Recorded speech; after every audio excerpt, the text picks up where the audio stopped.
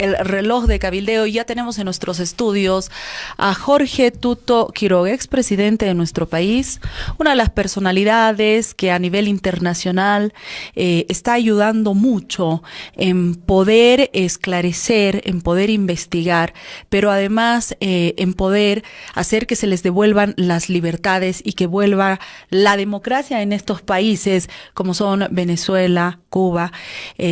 Tuto Quiroga, reconocido internacionalmente, muy querido por los venezolanos, le comento, por los venezolanos que están en oposición por este éxodo venezolano, más de 4 millones de personas que ya han dejado Venezuela y que están por todo el mundo y hablan del boliviano Tuto Quiroga. Bueno, gracias Roxana, buen día, un gusto estar aquí en Cabildeo.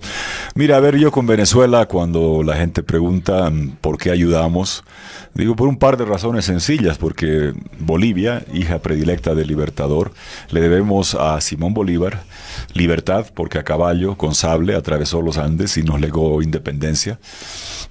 Y creo que en reciprocidad hay que apoyar a Venezuela. Segundo, Venezuela es el país que por excelencia acogió a todos los refugiados, perseguidos, exiliados de gobiernos militares de Sudamérica, cuando ellos tenían ya democracia desde Rómulo Betancourt hasta a fines de los 50 y a principios de los 60. Entonces creo que todos le debemos y por eso yo he estado con la diáspora venezolana en Perú, en Argentina, en Chile. Me duele decir que ya como uno sale en CNN hablando de estas cosas o en NTN 24 te reconocen y dicen, ahí va el boliviano Quiroga, pero en las calles, en Buenos Aires, en Santiago, cuando estábamos con el alcalde Ledesma, era triste ver jóvenes venezolanos, arquitectas, economistas, ingenieros, abogados, trabajando en restaurantes, ganándose la vida, porque claro, su título no está homologado.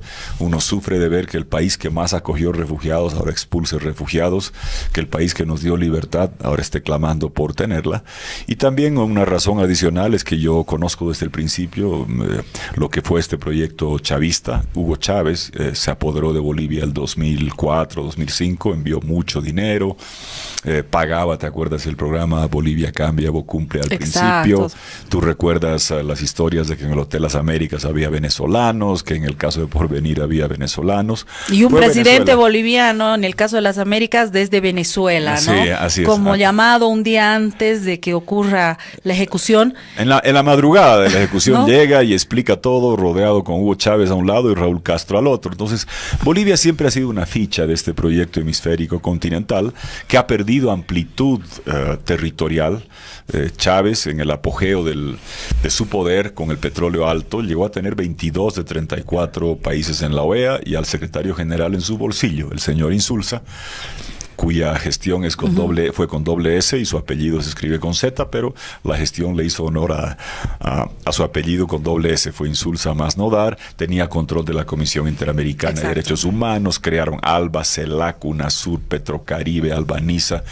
Ahora, ¿qué pasó? Perdieron amplitud, ya no están en Brasil, ya no están en Argentina, no están en Paraguay, ni siquiera Ecuador, pero en los 4 enclaves que tiene Roxana están mucho más duros. La persecución, la represión está mucho más dura.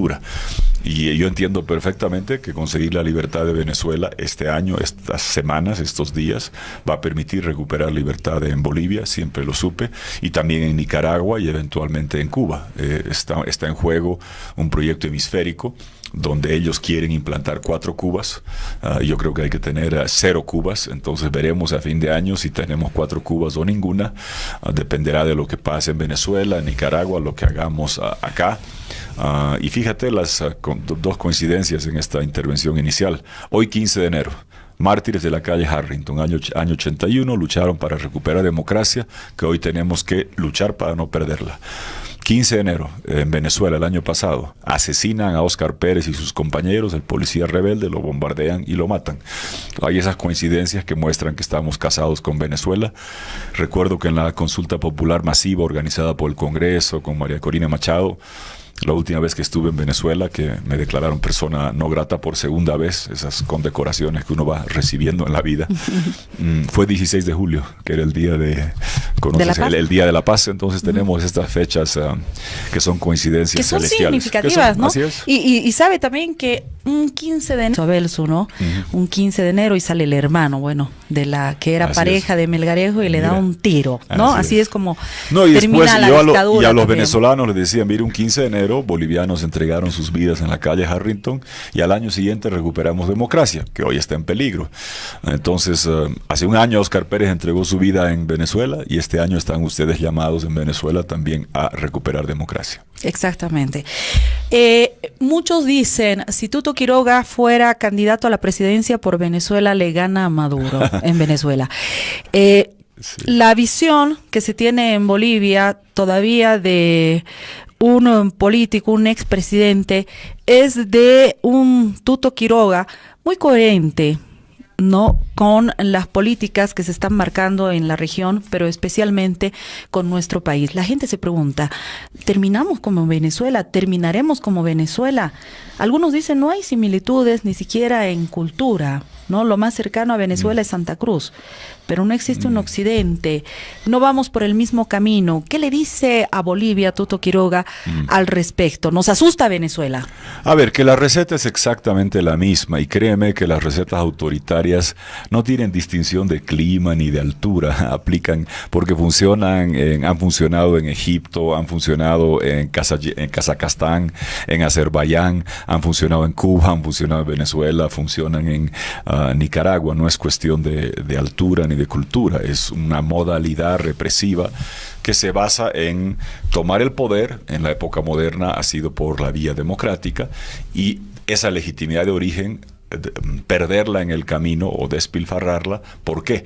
Porque los otros elementos de la democracia, no importa dónde estés, no importa de qué cultura vienes, que son libre expresión, poder hacer oposición sin ser perseguido, tener instituciones independientes y no cooptadas por el régimen de turno y respetar los límites de mandatos, esas 4 otras condiciones, además de elecciones, son las que se van erosionando y perdiendo en el camino. Y la receta es la misma.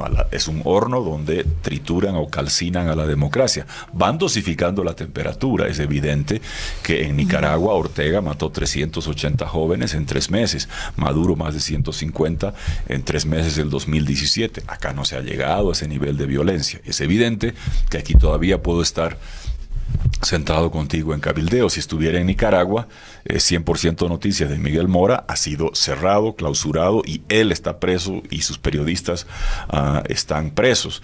Está en el Nacional, Miguel Enrique Otero está en el exilio. Entonces evidentemente hay grados, pero hay que entender. Pero nosotros tenemos asfixia económica, no, claro que fuimos sí. echados de todos los medios empieza. Y vamos correteando, ¿no? De lugar en lugar. Y el mensaje que yo trato de dar y me esfuerzo en dar a la comunidad internacional, a la Comisión Interamericana de Derechos Humanos, a la OEA, a los países, es que la receta es la misma y que, por ejemplo, la Comisión Interamericana de Derechos Humanos para mí es a veces como un hospital con doctores muy buenos, competentes, profesionales, capaces, con los mejores equipos, con toda la medicina, pero solo hacen autopsia, porque le dan medidas cautelares a Miguel Mora cuando está preso, le dan medidas cautelares a Óscar Pérez cuando ya está asesinado. Entonces llegan solo las autopsias en lugar de salvar los pacientes, porque como tú entenderás, en Venezuela y Nicaragua ya no es con un informe de la Comisión Interamericana que se va a detener. En Bolivia todavía se puede.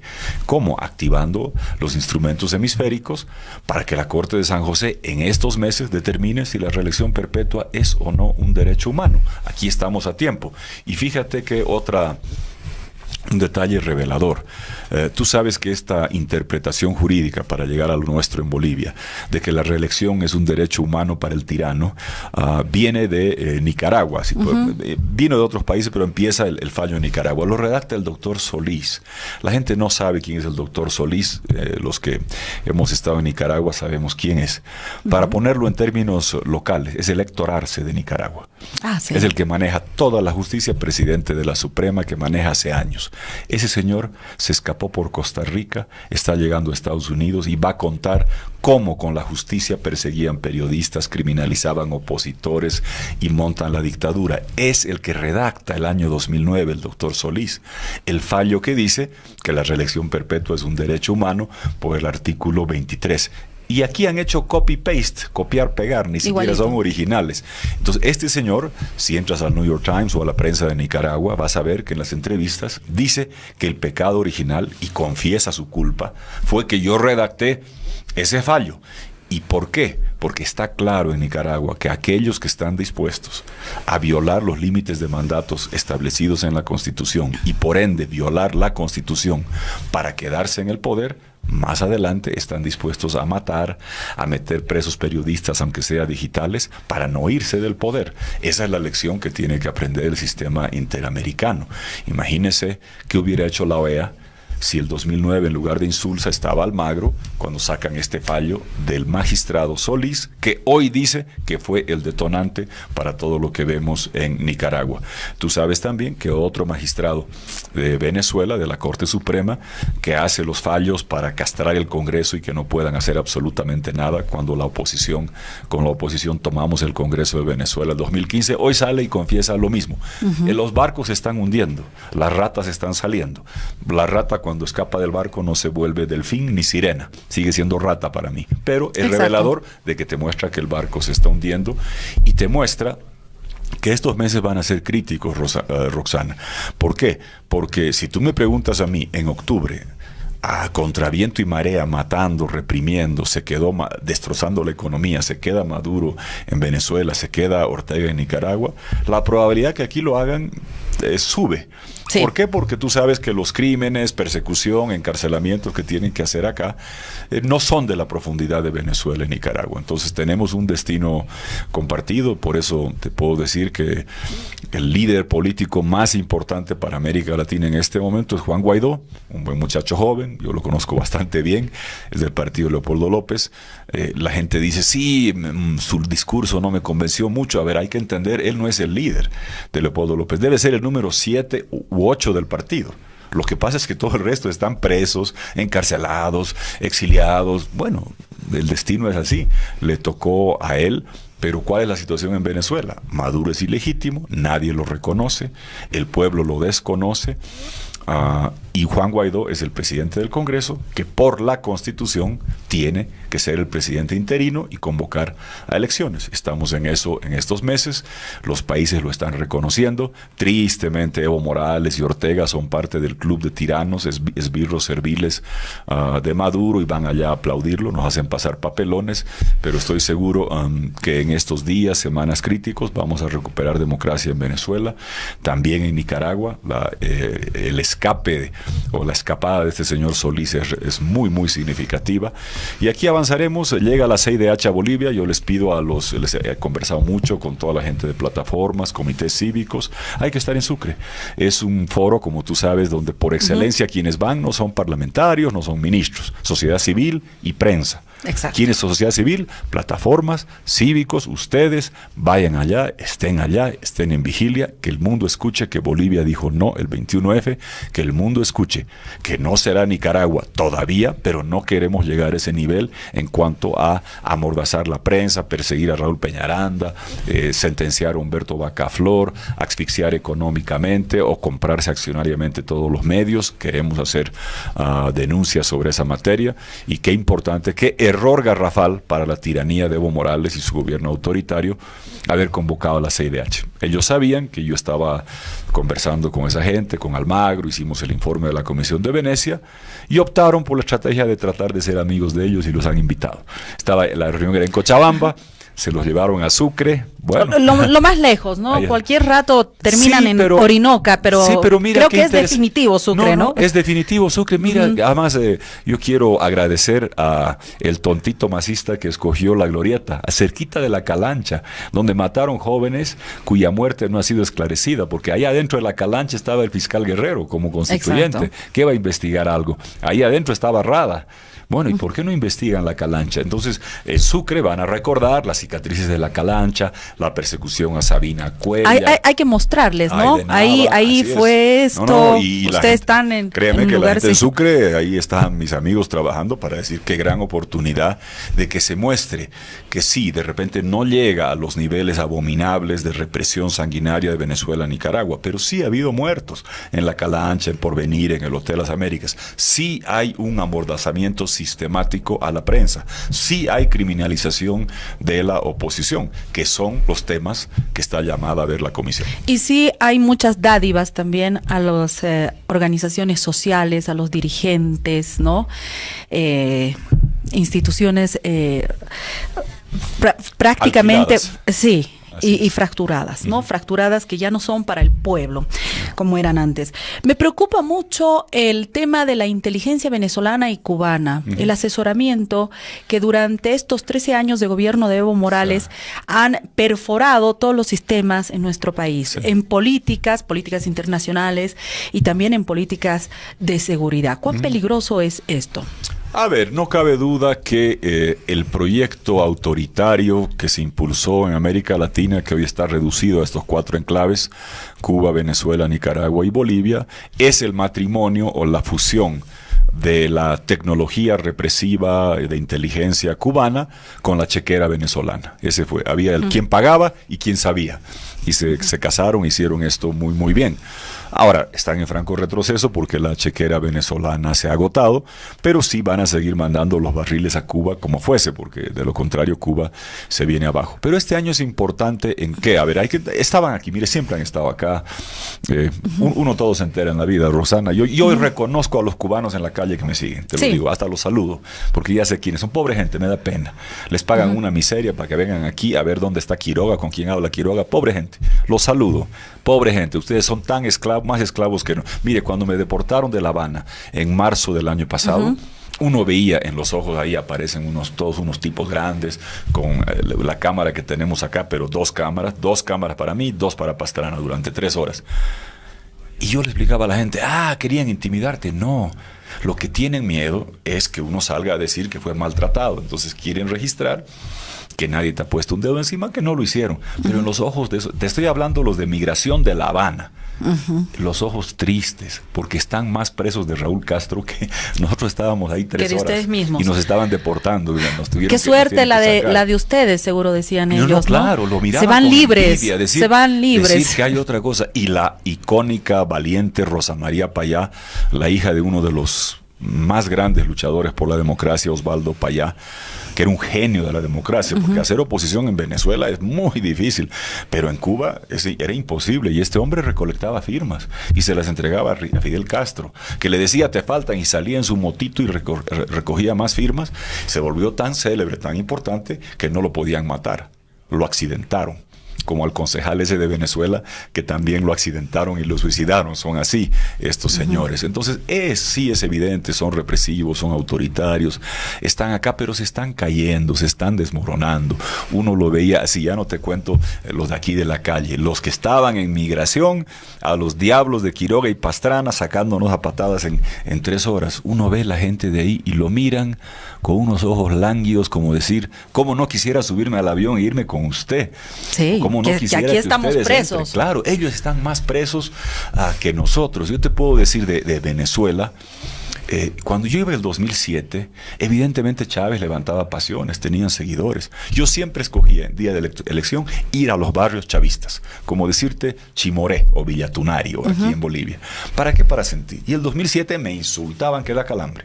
Está bien, yo iba justamente para medir eso. El 2017 fui otra vez a Los Verdes. Ahí donde me insultaban en el 2007. Y la gente era aplausos, besos, abrazos. Y los de seguridad que estaban por ahí, supuestamente para intimidarlo, conforme llegábamos a los recintos, se venían pegando a mí. ¿Sabes para qué? Para que no los insulte su pueblo. Porque habían matado jóvenes y el pueblo les decía asesinos, asesinos y demás. Y se pegaban a uno para que no los insulten. Entonces disimular. Esa pobre gente está más presa. Y fíjate lo revelador que es. Sí, es verdad, están los cubanos, dan órdenes. Juan Guaidó, que es el presidente encargado de Venezuela, presidente de la Asamblea, estaba yendo a un cabildo a su tierra en Vargas. Sabíamos que estaba yendo. Yo hablé con él, hablé con todos, sabíamos que el fin de semana iban a tratar de hacerle algo. Pues se fueron a arrestarlo. La instrucción la dio un señor Figueroa que maneja los servicios de inteligencia venezolano y que toma instrucciones de Cuba. Lo arrestaron, se armó el escándalo internacional, salieron los videos de cómo lo sacan de la vagoneta, llegó la contraorden. Entonces los cubanos dan la orden de arrestarlo. Y algún otro venezolano dice, se está volviendo un escándalo, nos vamos a venir abajo. Y yo lo dije en programas de televisión, lo arrestan a Guaidó y se vienen abajo más rápido de lo que se van a venir. Y así lo tuvieron que soltar. Entonces, ¿qué te muestra eso? Sí, hay cubanos represivos, autoritarios, en Venezuela muchos, pero la cadena de mando se rompió. Maduro en Venezuela no es jefe de Estado porque ningún país o democracia que se precie de ser tal lo ha reconocido. No es jefe de gobierno porque no tiene apoyo popular. Ayer en la procesión de la Virgen, lo que tenemos acá en Urcupiña y demás, la gobernadora de Maduro no podía salir de su vehículo, le tiraban mandarinas, le gritaban de todo, perdieron respaldo popular. No es jefe de gobierno porque no tiene respaldo, no es jefe de Estado porque no tiene reconocimiento, y el domingo ya no es capitán general de las Fuerzas Armadas porque se rompió la cadena de mando, porque una parte obedece a los cubanos, otra parte a Cabello, no sé quién será, pero se quebró. Entonces, en Venezuela va a ser tormentoso. Hoy día sesiona el Congreso, va a ser convulso, espero que no haya violencia, pero viene un cambio. Después llegará Nicaragua. Y yo espero que aquí en Bolivia nos concentremos en lo que queremos. A todo el mundo les pido que necesitamos que la Comisión Interamericana de Derechos Humanos eleve la opinión consultiva a la Corte de San José. Yo les pido, ya no inventemos más cosas que per saltum ni teorías. Créanme, se los digo hablando con Santiago Cantón y gente que maneja esto muy bien. La comisión es renuente porque a la gente de la comisión prefieren ver los temas de los periodistas de derechos humanos, pero hay que entender, y no políticos, comprendo.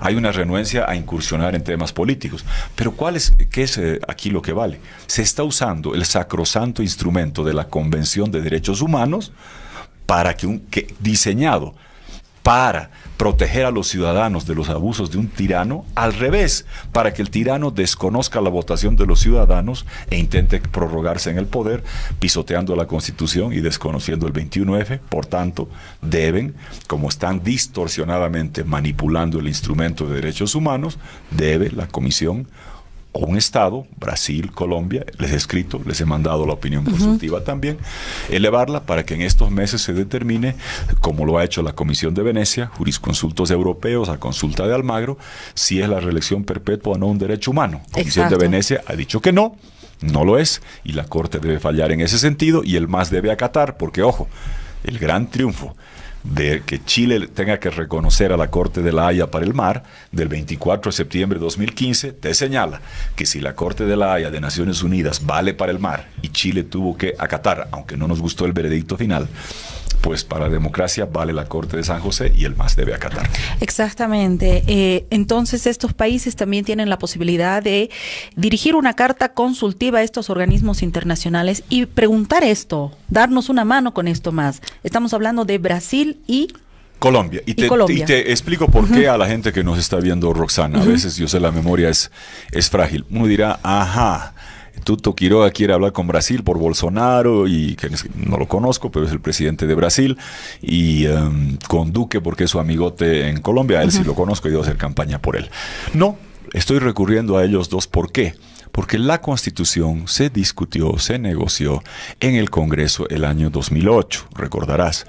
Y había mediación y garantía internacional. Estaba la OEA, estaba la Unión Europea, estaba el Parlamento Andino, varios otros, y estaban representantes de los gobiernos de Brasil, en ese entonces de Lula, y de los gobiernos de Colombia, en ese entonces de Uribe. Pero los presidentes pasan, los estados quedan. Eran representantes del estado brasileño y colombiano. Si tú revisas las tomas de los canales del 2008, verás que sale el falso licenciado Baldor, baja a las gradas, el señor García Linera, rodeado de todos los parlamentarios y todos los representantes internacionales, a anunciar que había un acuerdo. ¿Cuál era el último tema de discusión del acuerdo? que ellos habían planteado en la Calancha, reelección sin límites. Exacto. Y se acordó una sola. Exacto, una sola reelección. Así es, yo estaba ahí adentro, me querían linchar, mandaban turbas a mi casa, yo dormí varios días en el Congreso, se impuso eso. Muy bien, así votamos la Constitución. Así señalan los informes de la OEA. Brasil y Colombia fueron garantes de ese acuerdo que dice que solo hay una reelección. ¿Qué es lo que se está violando ahora? Ese acuerdo. Ese acuerdo. Votado el 2009 garantes. Y votado otra vez el 2016, el 21F. Este es el único caso en la historia del planeta, Roxana, que se está violando una limitación presidencial constitucional que ha sido votada 2 veces en 7 años a pedido del interesado que varias veces prometió y que es el mentiroso más grande de la historia de Bolivia, porque dice, soy generoso, el 2008 no, solo una reelección, el 2013 que voy a mi restaurante, que voy al restaurante, el 2016 si gana el no, me voy callado, no puedo hacer golpe. Está haciendo golpe. A confesión de Evo Morales está haciendo un golpe. ¿Y quién puede activar la Corte de San José? La comisión, que estará aquí en Bolivia. Por reglamento no pueden tratar temas del país, pero no son ni ciegos ni sordos. Pueden escucharnos, pueden saber que hay un tema pendiente, que hay que darles el borrador de opinión consultiva. Lo tengo redactado, se los he enviado, se los he entregado a mucha gente de la sociedad civil, pedirles que eleven esa consulta a la Corte de San José y pedir lo mismo a Brasil y Colombia, que fueron garantes de un acuerdo que hoy se está violentando.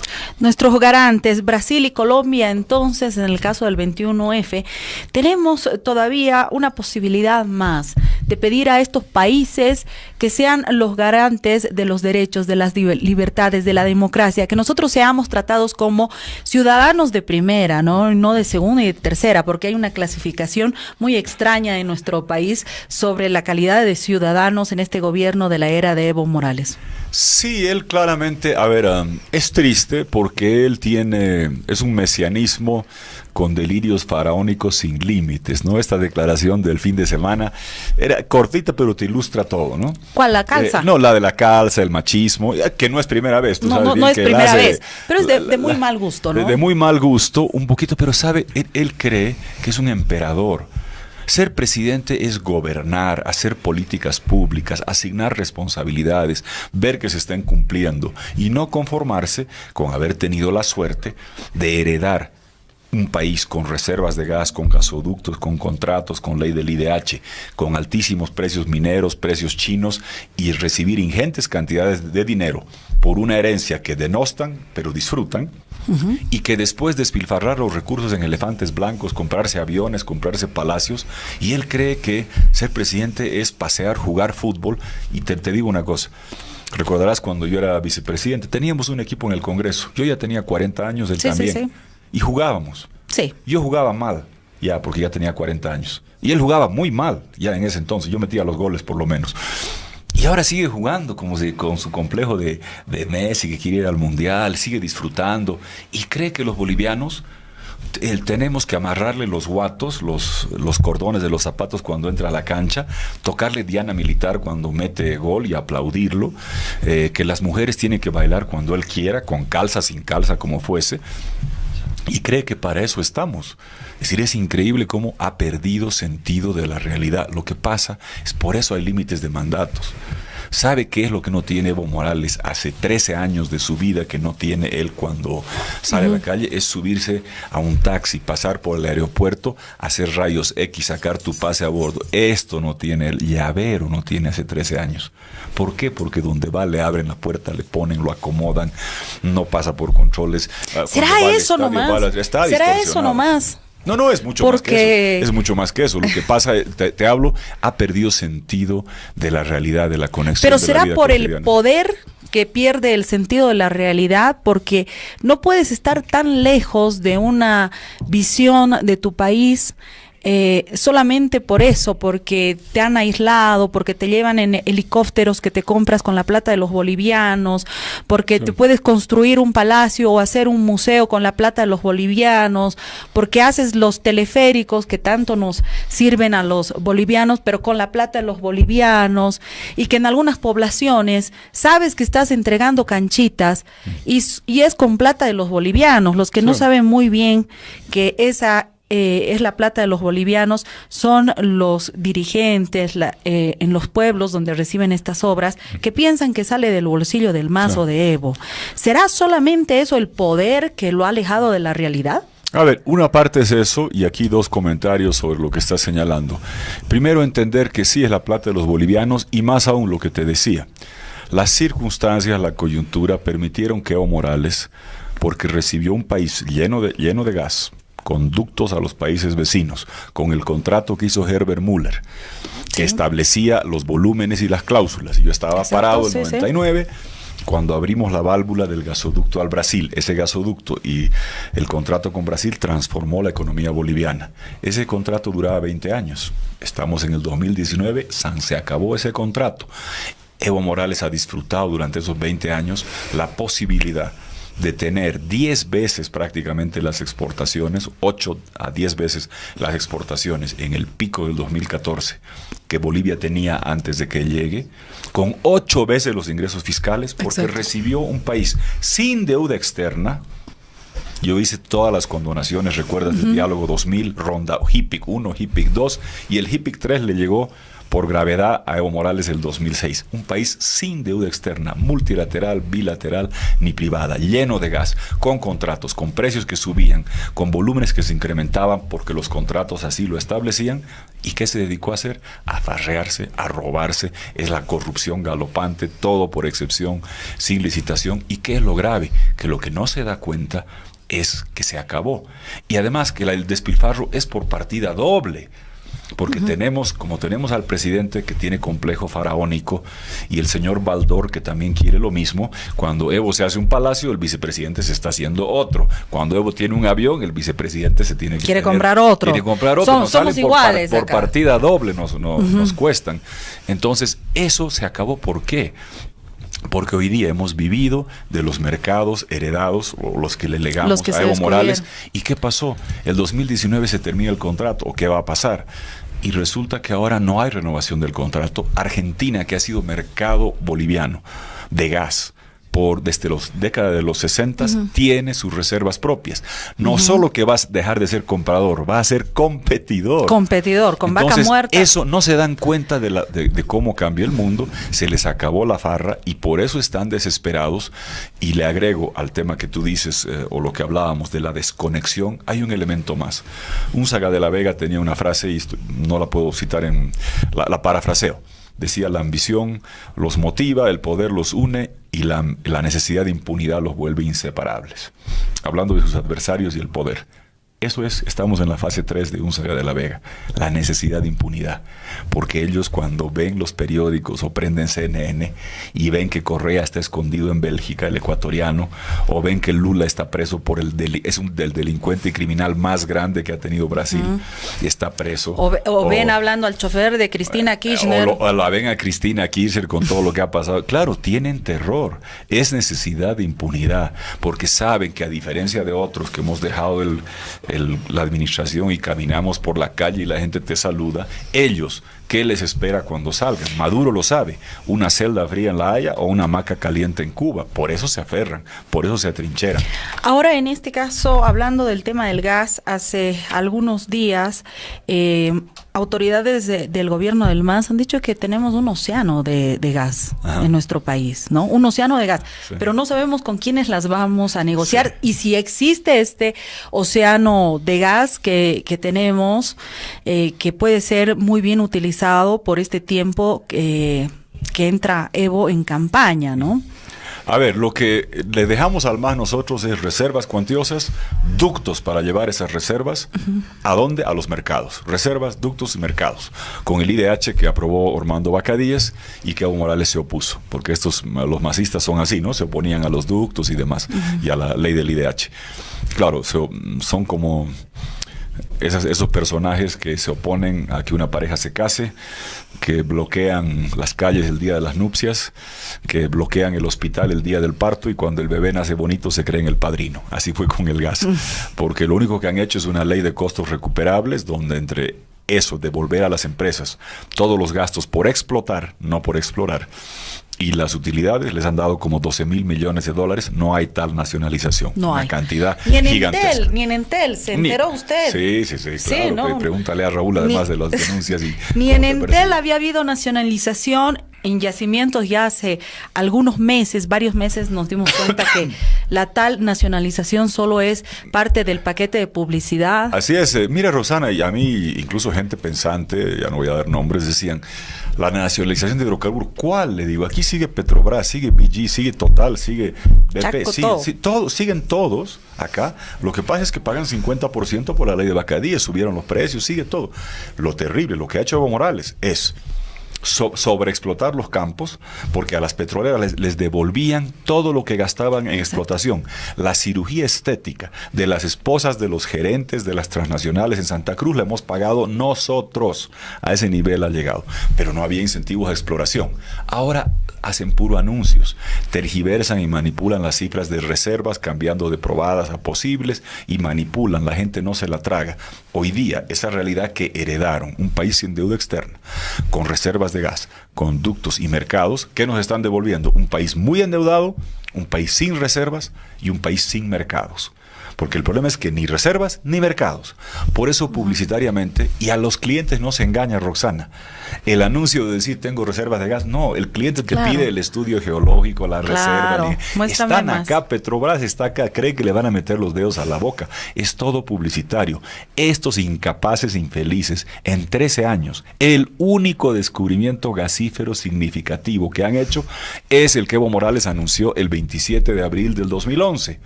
El de Aquio Incahuasi sacó solicitadas en primera plana 3 TCFs.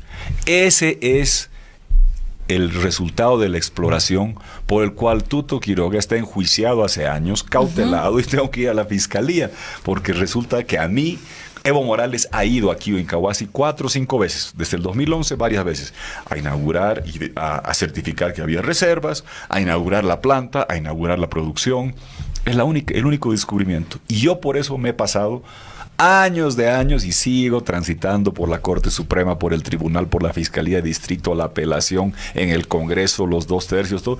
Primer día hábil del mes, donde sea que esté, tengo que estar aquí en mi cola ahí con mis amigos, todos ahí con todos los que la cola van a firmar. Claro, con el que le pegó a su mujer y dice que no, ya soy amigo de todos, uno conoce a esa gente. Pero así de cínicos son ineptos, son incapaces. El único descubrimiento que hay es producto de exploración que trajo yacimientos de mi gobierno, y a mí me enjuician por eso y me quieren con camisas rayas, mientras ellos quieren bombo y platillo para celebrar por lo mismo. Entonces sus discursitos no se los traga nadie. No hay reservas, no hay mercados, se acabó el contrato con Brasil, y más grave todavía, alguno de los mercados como Argentina va a pasar de ser mercado a dejar de serlo, a ser competidor y empezar a vender su gas en el cono sur, en nuestra región.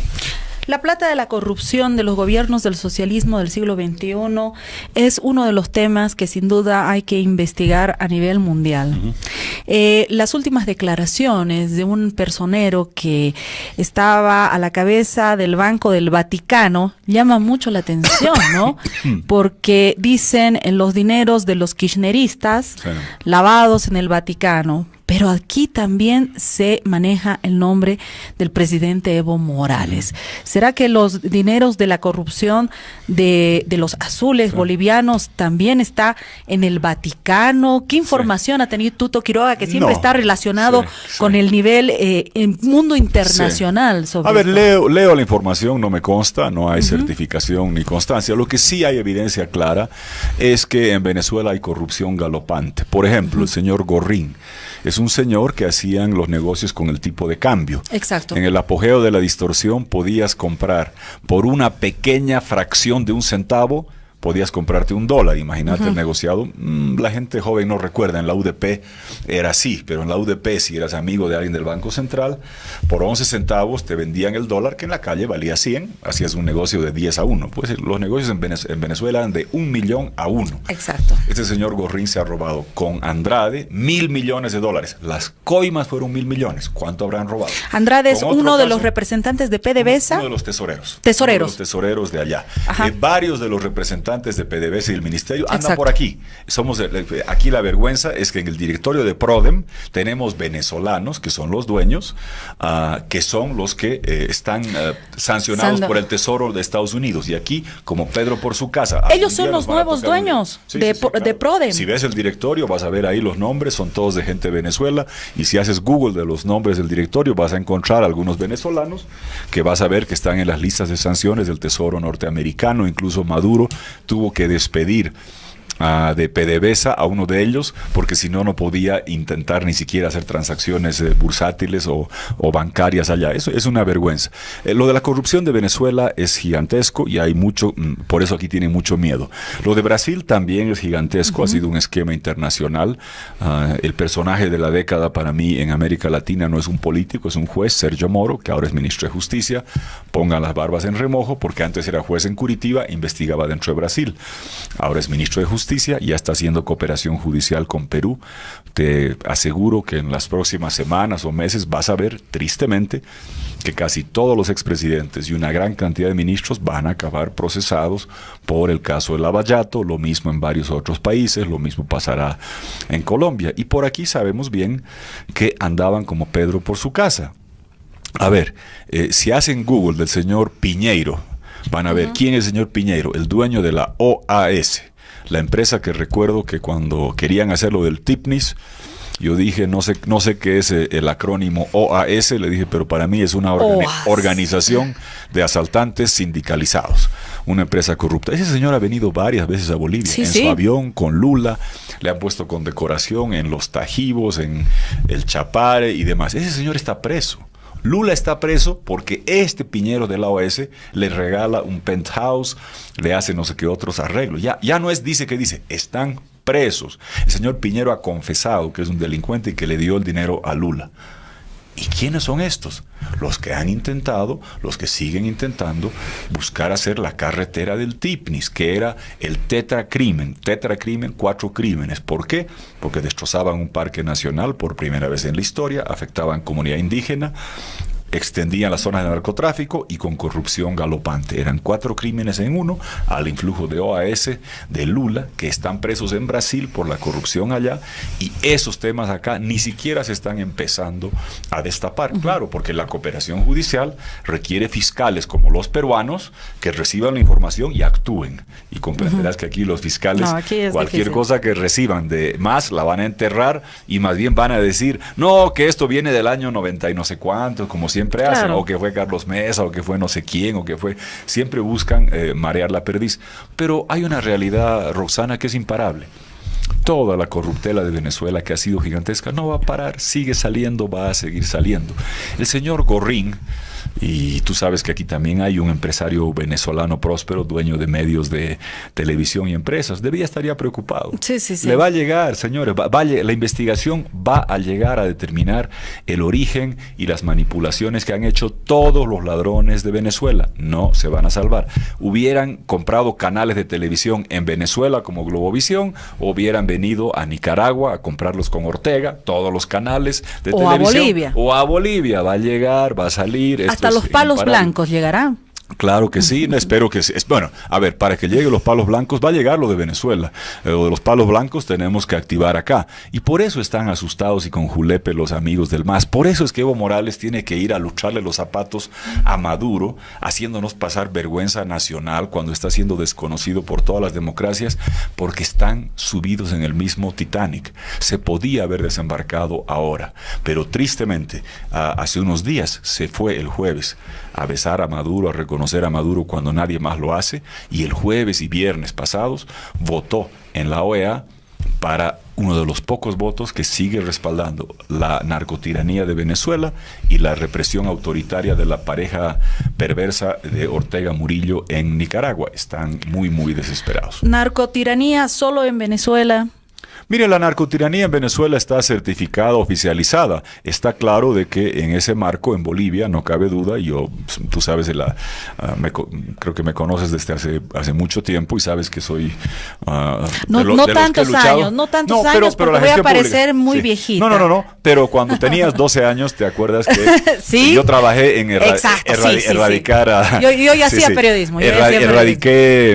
Erradicamos como 80% de la coca al Chapare, que se iba a la cocaína. Somos el único país del mundo que ha legalizado la producción de coca del Chapare, que todo el mundo sabe que se va a la cocaína. La de Yungas ha sido, es y será legal, es para el acullico, es milenaria y tradicional. Y acá, entre gallos y medianoche, metieron la ley donde, a nombre de dar un número de hectáreas en Yungas, legalizaron la potencial producción de 200 toneladas de cocaína en Chapare. Cuando digo esto, los cocareros de Chapare siempre me dicen que pruebas. Oiga, cada año Evo Morales, los cancilleres presentan el informe de Naciones Unidas en la Cancillería, que dice que más del 90% de la coca del Chapare se destina, comillas, a fines ilícitos. ¿Qué más claro que eso? Se sabe que es para eso y es evidente de que existe la cocaína boliviana. Ha ido a Brasil, ha alimentado a PSC, Vermelo, y va mucho a la Argentina. ¿Cuánto irá? ¿Habrá ido en los aviones, como ha denunciado Cutiño? Sí, un periodista? Yo sé, he leído el libro, lo conozco a él, hay que ver. Claro, existe la enorme preocupación. A ver, la cocaína va donde mejor la pagan, pero hay una realidad. El régimen de Venezuela, desde el Estado, recibe cocaína, principalmente de Colombia, y la revende, sí. Hay el cartel de los soles de Diosdado Cabello, sí. Los sobrinos de Maduro están presos en Nueva York por narcotráfico, sí. Realidad. Es una realidad irrebatible. En Bolivia se produce cocaína en el Chapare, sí. ¿Quién lo dice? Los informes de Evo Morales, léanlos.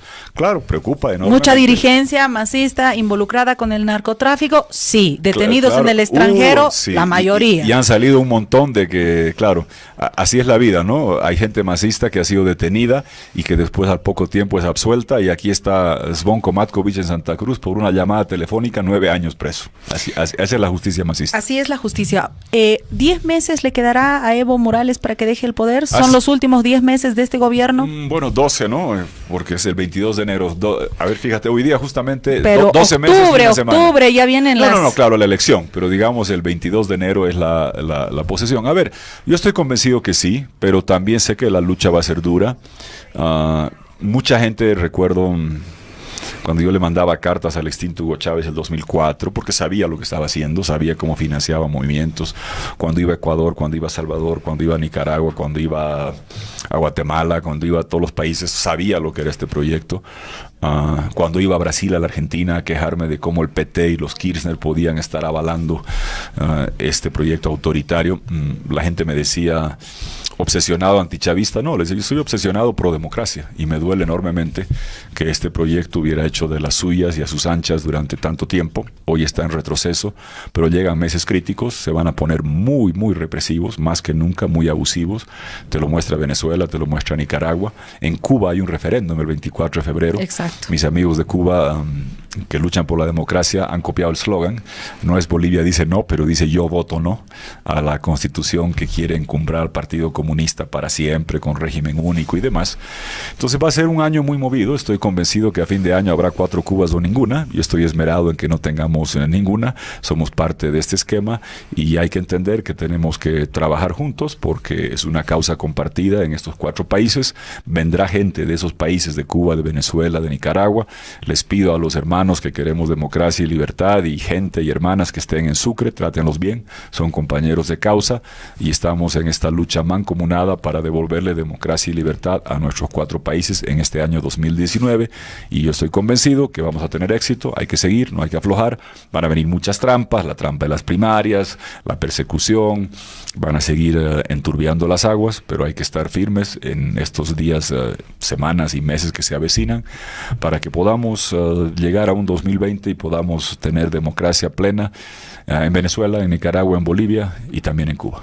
¿Por qué Tuto Quiroga no quiso ser uno de los postulantes a la presidencia de Bolivia en este periodo? Roxana, porque yo desde el primer día que vino esa ley, conozco las trampas, tengo la ventaja de que conozco de memoria el fallo de Nicaragua, como te explicábamos, como discutíamos antes. Conozco la ley de validación de partidos políticos, una suerte de las primarias que hicieron aquí en Venezuela, que las usaron para inhabilitar partidos incómodos y dejaron vivos a los partidos de Henry Falcón y un par de traidorzuelos por allá. Conozco bien lo que fueron las primarias de Honduras, donde para desconocer la Constitución y postular hicieron primarias, pero allá un poquito más elegante, de verdad. Había 3 partidos, había 2 o 3 binomios inscritos o 2 o 3 candidatos en cada partido. ¿Y qué se buscaba proyectar en Honduras? ¿Qué hicieron?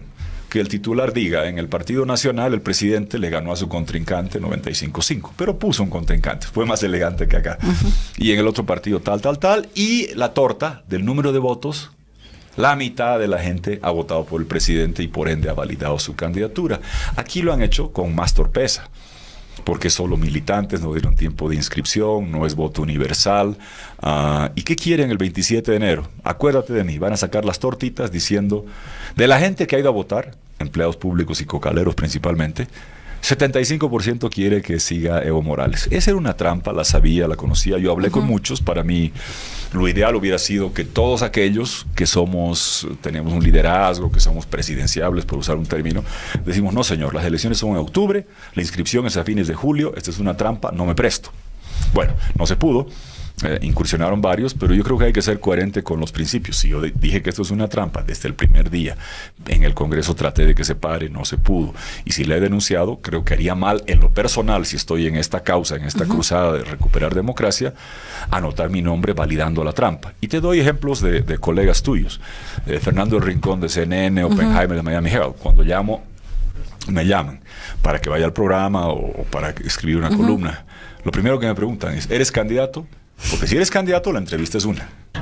Si no eres y estás realmente luchando por la democracia y no te has prestado eso, bueno, la entrevista es otra. Es otra. Es otra. Es otra. Claro, es otra como digo, la que es el día de hoy. Así es. Y te digo, los expresidentes que hemos firmado un documento sobre la ruptura constitucional en Bolivia en diciembre, todos preguntan, ¿tú vas a ser candidato? Porque una cosa es firmar un documento de expresidentes, que lo hacemos sobre Venezuela, sobre Nicaragua, sobre Cuba, y hacerlo sobre Bolivia.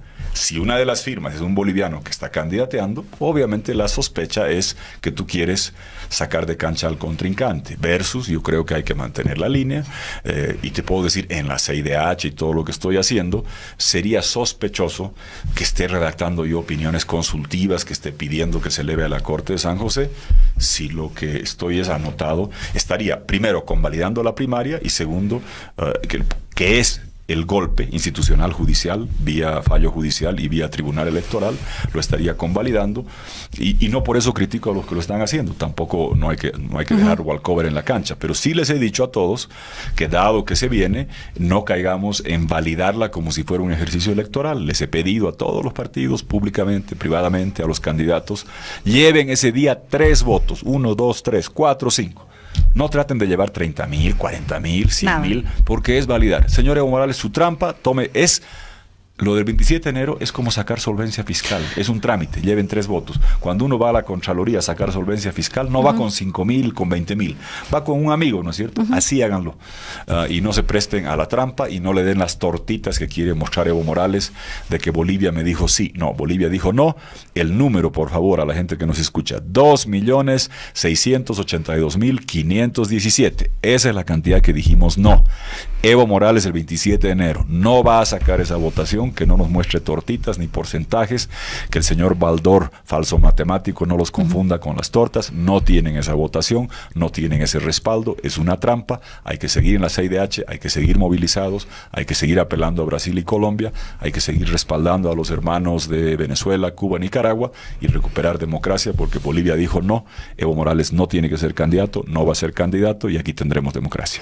Ese es el amor también que demuestra este desprendimiento que demuestra Tuto Quiroga por nuestro país, por la democracia. Nos los ha resumido así, gracias. De esa forma. No, gracias, Rosana. Muchas gracias por haber estado en Cabildeo. Ha sido una entrevista muy exquisita. Gracias, Rosana. Esperemos tenerlo pronto. Muy bien, muchas gracias. Muchas gracias.